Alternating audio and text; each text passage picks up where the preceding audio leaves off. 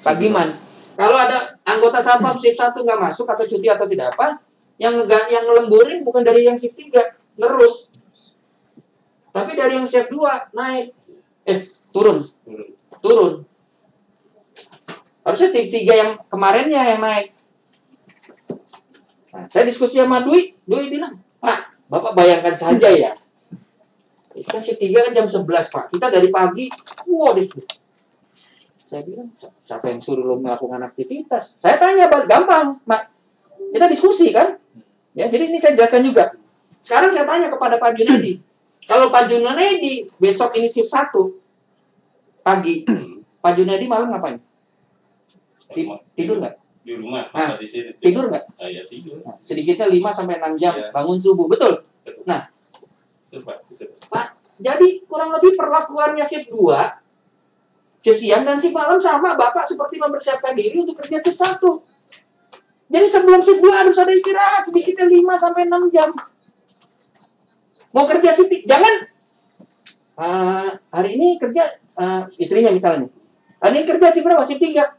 Pagi-pagi jam 7 suruh nganter ke sana. Ntar siangan jemput anak sekolah. Siangan dikit nganter mertua. Hah? Sebenarnya kerja begitu nggak ada alasan begitu kalau kita mau dekat maghrib main ke RT. Betul ya? Hah? Terus Isya jemaah ngikut ngobrol di masjid.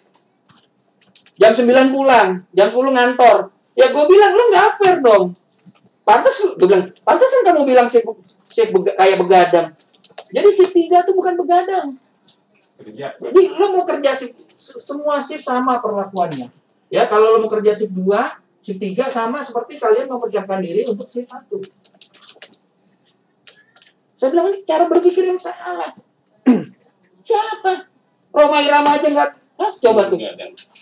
Kita jangan disana. Ya saya bilang kalau kalian cara berpikir seperti itu, satpam-satpam pelajar orang, kalian nggak fair sama perusahaan. Kenapa? Begitu kalian masuk shift 3 jam 11 kita dapat ampasnya. Lu baru nyampe jam 11, gua rasa jam 12 udah nguap. Yes. Coba rekaman CCTV buka semua ya. Kalau enggak deketin pos tuh, satu CCTV kamera. Tiap pagi buka, siapa yang nguap duluan? Kita lihat aja.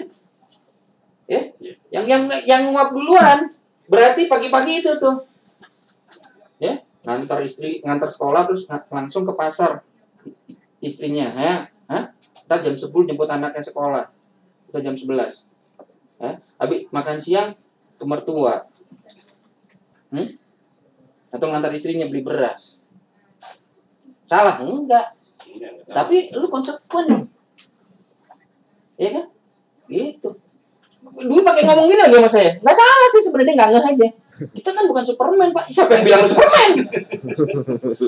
Mungkin lo jawir gitu kan? Ya betul ya? Nah, ya kan? Nah, jadi kita ya, ini menurut saya cerita supaya juga kalian belajar. Kita nih, Bapak bisa bayangin nggak kalau kita punya satpam di gedung manapun, bangunan kita ada satpam di gedung manapun, satpamnya ganti-gantian izin, ganti-gantian sakit. Kalau ganti-gantian cuti memang hak. Tapi kalau gantian izin sakit, sama aja kita nggak ada pengamanan di gedung. Makanya saya panggil tuh LK. Saya bilang, sama LK, maaf. Kalau kamu ngurus ibu kamu, saya kasih walaupun 4 jempol, 2 jempol kaki saya. Pahalanya gede, tapi problem di dunia pengamanan. Ya, kita kayak bolong-bolong gitu, Pak. Ya, terus maaf. Sekarang kan yang punya sekarang kalau satpam 7 orang, emang yang punya urusan cuma 1? Enggak, 7-7-nya punya urusan sendiri di luar kerjaan. Makanya saya berbagi pengalaman, maaf. Bapak saya, umur yang saya cerita Tis, begitu sama dokter ditetapkan bahwa Anda diabetes, langsung menjalankan diet sampai akhir hayatnya. Kalau nggak salah bapak saya diputuskan ada diabetes waktu umur 50. Bapak saya meninggal 72. Jadi selama 20 tahun lebih diet. Hanya karena cuma orang yang ditetapkan oleh dokter ada diabetes ya, nggak ada cara lain selain diet. Kalau makannya sembarangan kumahan kewae, maaf, bolak-balik ke dokter ya, suntik insulin. supaya gula darahnya turun. Gula darah itu atau diabetes adalah ibu dari segala macam penyakit. Biang kerok tuh. Saya bilang, ya. Jadi saya bilang kalau kita punya regu satpam, satpamnya ganti-gantian izin.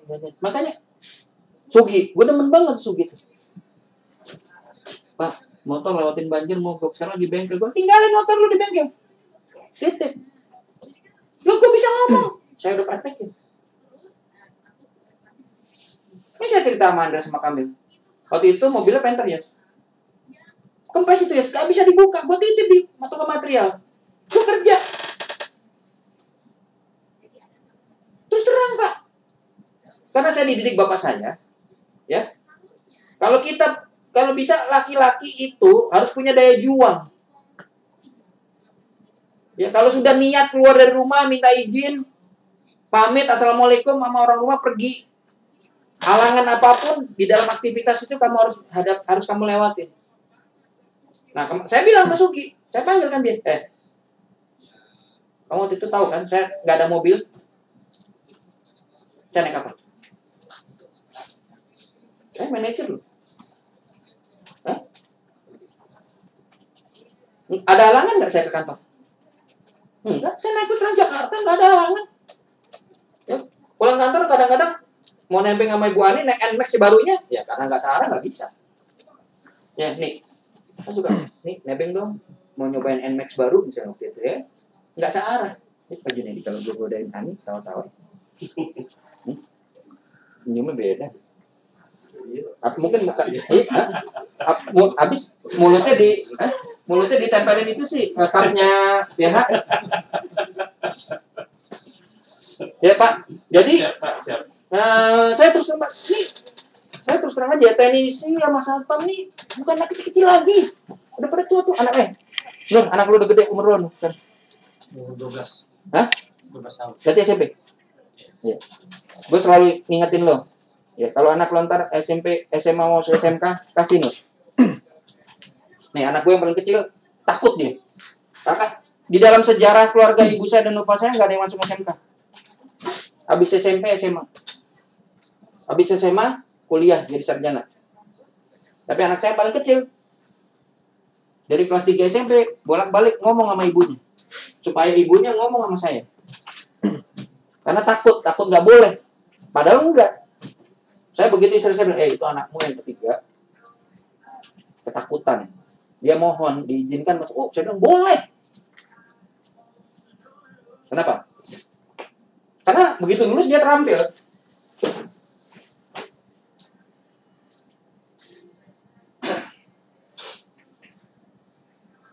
Ya paham ya? Ya jadi dari saya itu aja. Kalau memang tidak ada keberatan, baik dari Pak Junaidi ya walaupun baru sendiri, terus dari Nur walaupun baru sendiri, saya ngucapin terima kasih. Hanya itu cara kita untuk melakukan penghematan hanya dengan melakukan pemangkasan itu. Ya Pak ya? Ya kita mudah-mudahan wabah ini cepat berlalu, kita bisa kembali normal. Ini berat Pak, terus terang aja. Tapi saya juga tidak mau berselimut ketakutan terus gini nggak Pak? Iya. Kalau nggak nanti saya problem. Iya. Ya kurang lebih dari saya cukup itu aja. Cukup Pak ya. Terima kasih. Nggak ada masukan buat saya. Nur nggak ada. Oke cukup. Oke thank you ya. Assalamualaikum.